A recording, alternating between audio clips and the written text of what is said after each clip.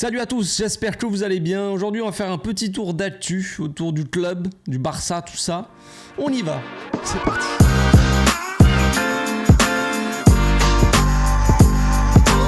Au passage, n'hésite pas à nous rejoindre si c'est pas encore fait et à partager la chaîne autour de toi, ça fera plaisir à tonton. Bon, il y a pas mal de news là, on attend beaucoup de mouvements au club. Déjà, on va commencer. Par quoi on commence? Allez, on va décider.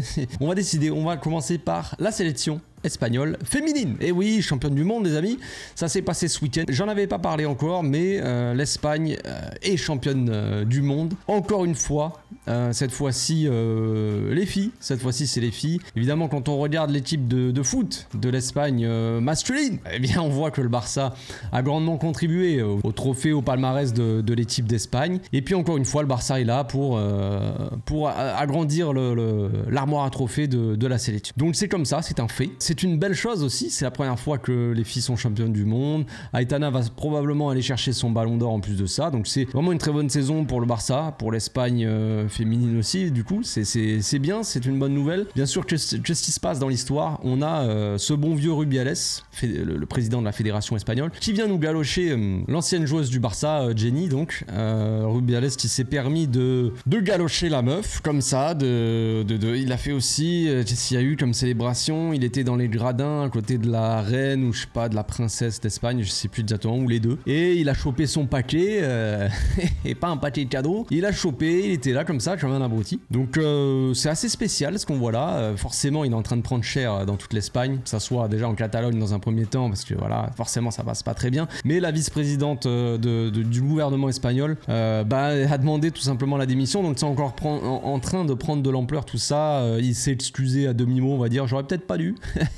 Allez, t'es sûr? Donc c'est un peu étonnant, voilà, de voir tout ce genre de choses. Il y en a qui ont dit, voilà, ce que vous avez vu de Rubiales, c'est aussi son côté perso. Il est comme ça en fait dans la vraie vie, donc voilà. Bon, c'est pas forcément étonnant. Il y avait eu des rumeurs comme quoi il payait des orgies avec l'argent de la fédération. Donc on va voir s'il va dégager. Ça serait bien que dans le lot, si lui tombe, ça serait bien qu'il fasse tomber Tebas. Ça n'a rien à voir dans l'histoire, mais autant y aller, quitte à tirer la chasse et balancer toute la merde, autant que Tebas parte avec, hein. Ça peut être bien pour nous. Bon, je le prends à la rigolade, on va dire, mais vous le savez très bien, c'est des sujets assez sensibles déjà, avec tout ce qui se passe sur le côté respect féminin, tout ça, depuis des années maintenant. Forcément, avant, il y avait pas de problème, tu pouvais y aller, mais maintenant, avec forcément tout ce qui se passe, les trucs MeToo, tout ça, bon, ouais, voilà, tu peux plus trop jouer, faire ce genre de trucs, et t'as un mec, un espèce quand même d'abruti qui vient faire ça devant des millions de spectateurs. C'est assez fou de faire ce genre de choses et penser que il va rien se passer. Tu vas prendre cher, frérot. Tu vas prendre cher, j'espère en tout cas. J'aurais bien aimé le voir, parce que l'Espagne là, masculin, avait gagné quand même la Ligue des Nations. On l'a pas vu galocher Jordi Alba avec une fois qu'il avait soulevé la coupe. Jordi, il est pas venu le galocher, donc pourquoi il allait galocher Jenny, on sait pas, mais j'ai ma petite idée. Bref, maintenant on va passer au mercato Barça. Vous le savez, Joao Cancelo il va pas tarder à arriver, hein. On l'attend toujours, on est comme ça, j'aurais presque tendance à m'endormir tellement qu'on l'attend depuis longtemps. C'est un peu fatigant, mais c'est la logique des choses, les amis. Ça n'a pas changé, tout simplement la situation n'a pas changé. On attend d'avoir une rentrée d'argent de la société allemande là, qui a racheté le pourcentage des droits télé de Barça Studio. Donc on attend la rentrée d'argent de ça pour débloquer le fair play financier. Eux, ils sont censés nous payer entre le 21 et le 29 août. Donc voilà, on est le 23. Donc on est dans les temps, c'est juste que les supporters ils commencent à s'impatienter, on en a un peu marre, tout ça, on trouve le temps long, mais eux, les Allemands, ils s'en foutent complètement, hein, des supporters du Barça. Eux, ils font leur vie. Donc on va être patient encore, on va attendre un petit peu tout ça, mais en attendant, le Barça il s'est mis d'accord,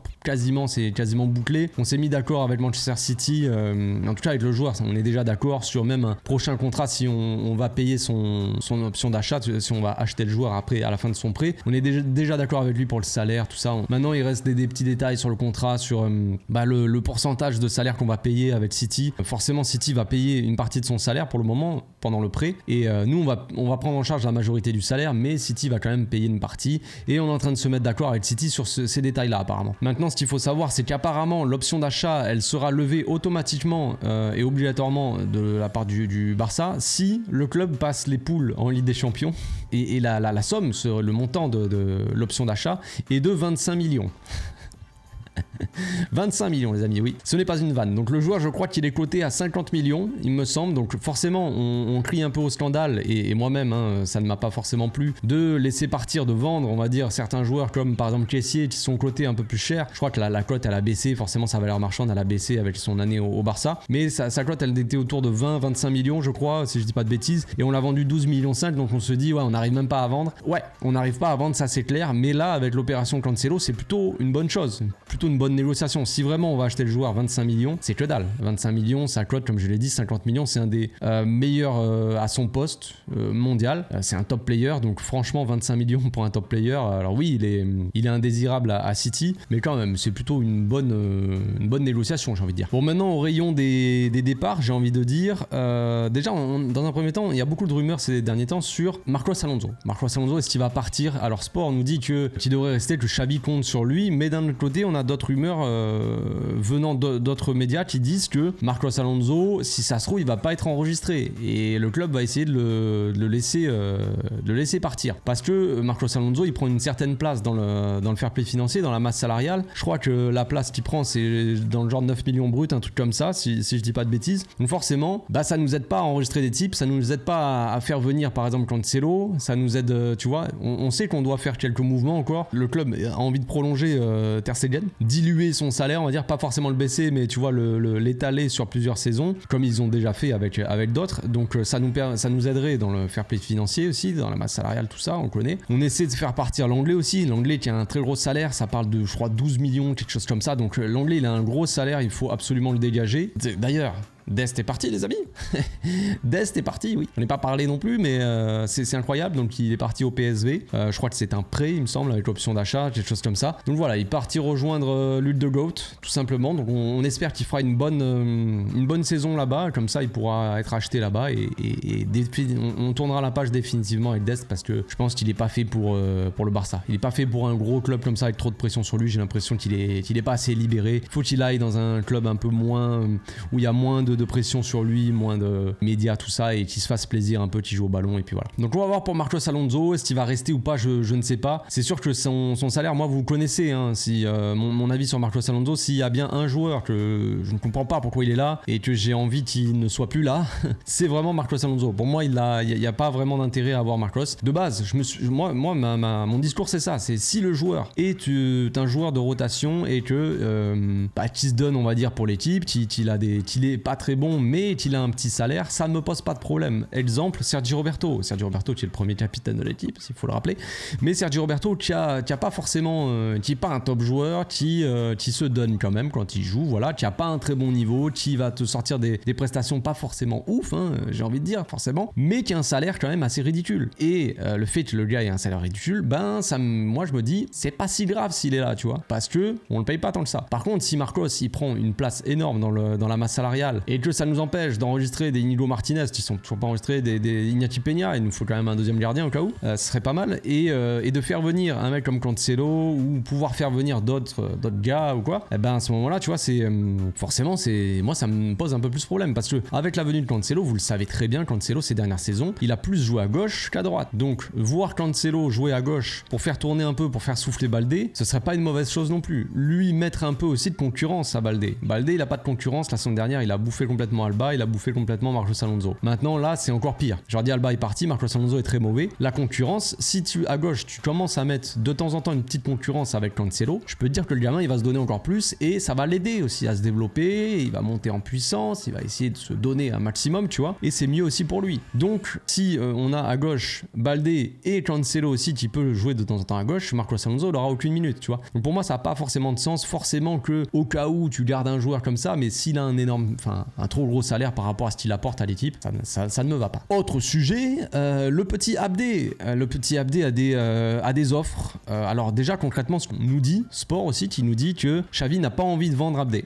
Xavi compte sur Abdé, encore plus avec le départ de Dembélé. Il a envie d'avoir un profil comme ça, de mec qui va mettre de la percussion, qui va dribbler, qui va apporter un peu de folie, tu vois. Avoir ce profil-là, qui colle la ligne, un pur ailier. Dembélé était un pur ailier, Rafinha n'est pas un pur ailier, Ferran Torres, Ansu Fati non plus. Donc là, avec le départ de Dembélé, il nous faut bien quand même un minimum avoir un profil comme ça, au cas où, pour certains matchs, pas forcément titulaire, tu vois, mais qui peut apporter de temps en temps. Moi, je serais de cet avis-là aussi. Maintenant, Abdé n'est pas un joueur indispensable à l'équipe, ça il faut le savoir. Il a quand même pas mal d'offres. En Espagne, c'est principalement des offres de prêt, je crois, Osasuna, Girona et Betis Séville qui veulent un prêt du joueur. Maintenant, ça parle des équipes allemandes aussi.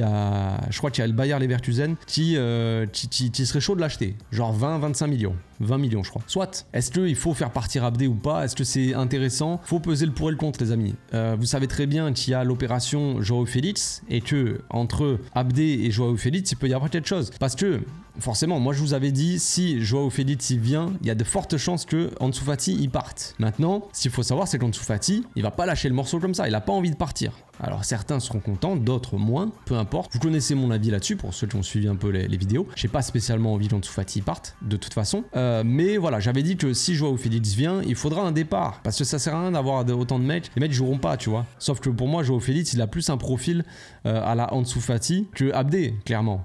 Concrètement. Joao Félix, il va pas jouer ailier droit, coller la ligne, c'est pas un pur ailier, tu vois. Donc si tu vends Abdé, tu fais venir Joao Félix, Joao Félix, il va prendre la place d'Ansu Fati, tu vois. Ça, c'est un fait. C'est juste, ce sont les faits. Voilà. Concrètement. Purement terrain. Maintenant, voilà, si Ansu Fati veut pas partir absolument, il veut rester au club, soit, il restera au club, tout simplement. Ils vont pas le forcer à partir si le joueur veut rester. Regardez Frenkie, il a voulu rester, il est resté. Donc, si Ansu Fati veut rester, Abdé, lui, par contre, il voudrait quelques minutes, tu vois. Il a pas forcément envie de rester, être remplaçant, tu vois, ça l'intéresse pas forcément. Si le mec s'assoit sur le banc toute la saison, ça l'intéresse pas. Donc, aller chercher du temps de jeu dans un club comme le Bayer Leverkusen, c'est un club assez intéressant, une équipe assez intéressante. C'est-à-dire, c'est une équipe qui joue bien au football. Il y a Xabi Alonso là-bas qui entraîne, qui propose quand même de belles choses. La Bundesliga, c'est quand même un championnat où t'as les défenses adverses. Il y a des espaces, des trous béants. Genre, tu te dis, les mecs savent absolument pas défendre. On dirait la défense des équipes d'Arabie Saoudite ou de MLS. Mais non, c'est la Bundesliga. Donc les mecs, t'as des espaces partout. Donc Abdé, il va se faire plaisir là-bas, forcément. Il jouera pas contre des bus tous les week-ends. Donc c'est quelque chose qu'il faut prendre en compte aussi. Le Barça, pour aller chercher Joao Félix, il va falloir vendre quelqu'un, dans tous les cas, laisser un peu de place dans la masse salariale, et amener un peu de fair play financier dans l'histoire. Donc, soit Ansu Fati, soit Ferran Torres, soit Abdé de toute façon. Rafinha n'est pas à vendre, Lamine Yamal, n'en parlons pas. Gavi, Pedri, tout ça, c'est pas à vendre. Donc là, les attaquants, concrètement, ceux qui peuvent partir, c'est soit Ansu, soit Ferran, soit Abdé. Ça sera un des trois. On voit que Ferran Torres, mine de rien, faut le souligner, qui bosse comme un ouf.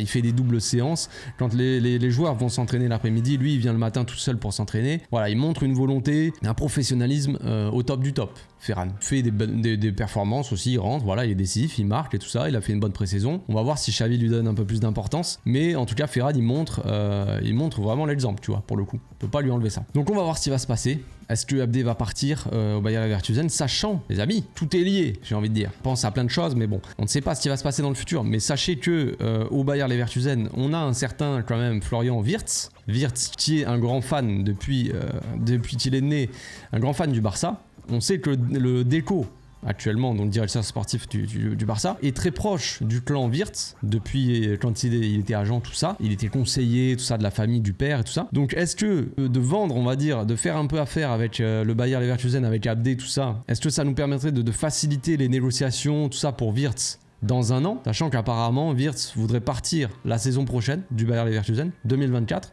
à l'été. Si on arrive à faire venir Florian Wirtz, les amis, ce serait quand même magnifique. Personnellement, c'est un joueur que moi j'aimerais voir venir au club très fortement. Vous me donnez le choix entre Joao Félix ou Wirtz, le choix est vite vu. Le Portugais n'a rien à faire là. On va finir quand même la vidéo avec le sujet brûlant d'actualité, c'est évidemment Lamine Yamal qui pourrait être appelé avec l'Espagne pour la trêve de septembre. Alors là, ça fait débat et je vois déjà les débats. Et oui, nos amis marocains qui vont venir et dire non, Lamine va jouer au Maroc, c'est un peu le sujet brûlant depuis que Lamine a commencé à arriver, à être dans les discussions, que ça parle un peu sur le joueur. Est-ce qu'il va choisir le Maroc? Est-ce qu'il va choisir l'Espagne? Sachant qu'il joue quand même avec l'Espagne depuis qu'il est jeune. Il a jamais joué avec le Maroc dans les sélections, il y a pas de, tu vois. Il a toujours été sélectionné avec les équipes de jeunes de l'Espagne. Donc maintenant, il y a Luis de la Pampa qui va faire sa liste dans très peu de temps. Peut-être, je crois, la semaine prochaine, quelque chose comme ça. Donc on va très vite être fixé. En tout cas, Lamine va devoir faire un choix, concrètement, parce que pour l'instant, je ne parle pas de ça, machin, il veut pas parler de ça. Concrètement, c'est un peu le sujet tabou. Lui, il veut pas s'exprimer là-dessus, tout ça. Il y a son père qui fait des stories comme un gamin de 15 ans et qui a un maillot, un coup il a un maillot du Maroc, un coup il a un maillot de l'Espagne. l'Espagne, il sait pas où il veut, tu vois. Et il dit je fais ce que je veux, tu sais, un truc dans le genre, il avait mis ça en story, je fais ce que je veux, quand je veux, où je veux. Bon, tu veux frérot, hein, d'un côté,